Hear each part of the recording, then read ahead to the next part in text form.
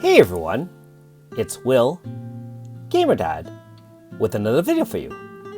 So, if you check your noses tonight, you'll see that there is a new update, update 2.7.3. So finally we're out of the 2.6, and in this particular update, we finally have the chance to summon on an ally encounter banner for Ewella. I guess Waira, there's a few different pronunciations and spellings based on Japan, and of course we get Ewella.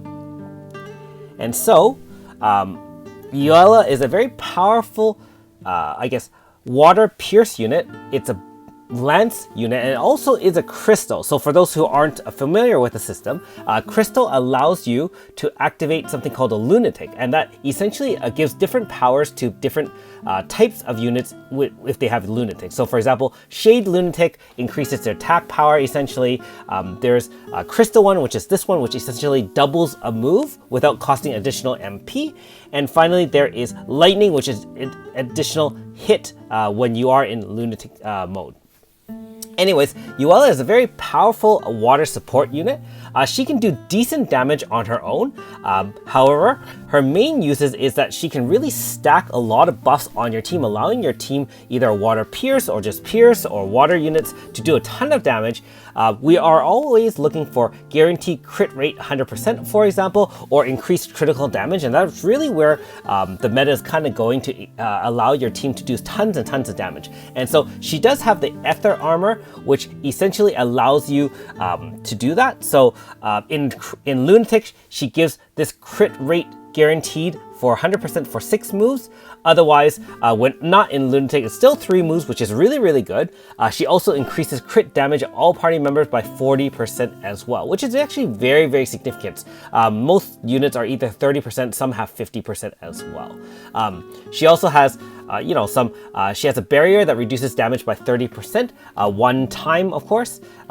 So it's okay, but I think the one where she boosts power and int on top of the crit rate and crit damage is really, really interesting. And I'll have to see how that goes for a lot of people who are maybe summoning on this particular banner. Now, in terms of her DPS, she has a water pierce attack single target XL, and it does stack type resist down for 3 turns, 25% to a maximum of 50%, which is actually very, very useful. Keep in mind, there are other units at this point that can do type resist 25 stackable 3 times, such as, for example, AS Seal.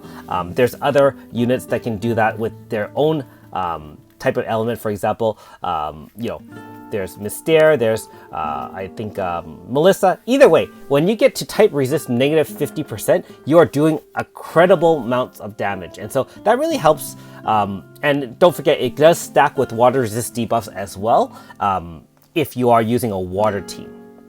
Not only that, she stacks some sort of insanity orbs on the enemy, and for each stack, it allows physical resistance minus 3% for a maximum of 10 stacks. Now that in itself isn't that great, it's only 30%. However, as she stacks more of these orbs on the enemy, she can do more damage and so on and so forth. So yeah, looks really, really interesting. Interesting kit, seems quite versatile and a great support unit. Let me know in the comments below if you're planning to summon on this banner. Being that she is new to Global, there is no other version of her so far in Global or Japan, or if you're planning to pass on this banner and save for future units. Myself, I haven't decided just yet. I believe this will actually be a split banner with AS Annabelle, and so you don't get a full rate up when you are summoning for this particular banner that I'm aware of.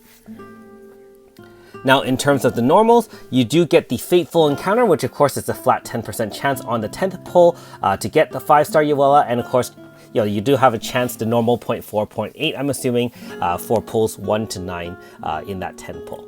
And for those who are still relatively new to game, and I know there are a lot of you who are in the early to mid game or even early end game, you might be having trouble finishing off some of those side quests to get all those points, get all those rewards. There's some Chronostones rewards. There's obviously chant scripts as you grind your way to get all the required points to get all those extra rewards. And you know, you're kind of splitting your red and green keys between grinding these kind of things and also grinding light and shadow for your units or doing other exploratory things. And so this particular update does allow a little bit of quality of life for those who do still need to grind those episodes. You can see 2 nights, IDA, so on and so forth.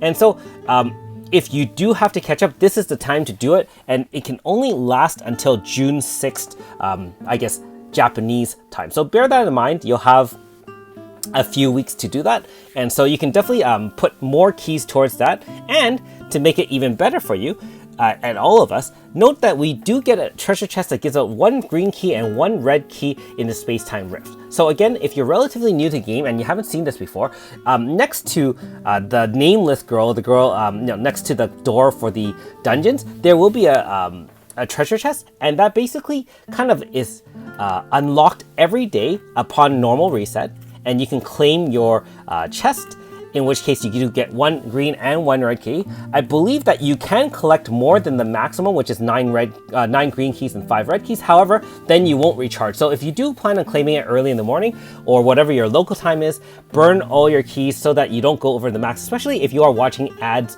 on the mobile version as well. You don't want to be wasting any keys, especially since we are getting extra keys and we can always put those to good use.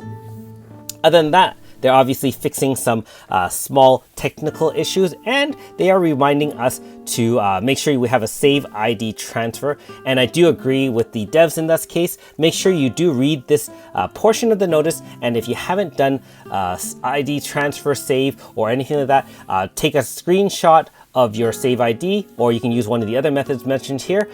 Set up a password that you want and keep that picture safe, or write it down so that you don't lose your account. I know that in Reddit, there have been mentions that you can recover your account with other information, such as if you bought paid stones, for example, or even that numbered ID on the top left-hand corner when you first log in. However, having the save ID transfer is the safest and best way to keep your account safe. Anyways, yeah, let me know in the comments below, like I said, if you are planning to summon on this particular banner or what you're going to do. Other than that, there isn't too much to do here. There aren't any manifests or anything like that. So it's another quiet, 7 to 10 days until the next update. Obviously, in a couple of updates, we'll be having Chapter 8 of the Mythos, which will be really, really exciting. But for now, just like everyone else, I'll be biding my time, grinding my keys, and otherwise just kind of saving up. I'm also curious what you guys are planning to do for this next 7 to 10 days. I mean, I'm sure a lot of you are saving your stones for the next banner, or perhaps catching up on content you haven't beaten, such as super bosses. I know that fishing is another very popular choice for people who don't have Levia yet. And honestly, quiet updates like this do give everyone a little bit of free time in order to catch up on things like that as well. Anyways, thanks for watching. We'll see you next time.